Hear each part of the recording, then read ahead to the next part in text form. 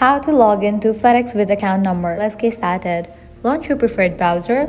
Over here you'll find the search box. Type in FedEx login and search for it.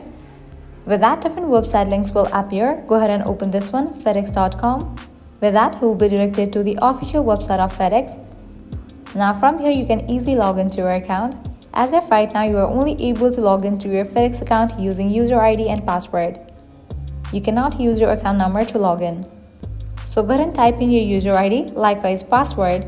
But in the case you have forgotten your user ID or password, you can use this option, forget your user ID or password, to recover it. Just go ahead and click on this option and follow the on-screen instructions to recover your password or user ID.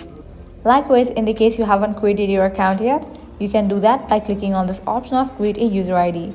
I hope now you guys are clear if you can log into your FedEx account with account number or not. At the end, if you guys find this video helpful, don't forget to like, share and subscribe to our channel. Thank you.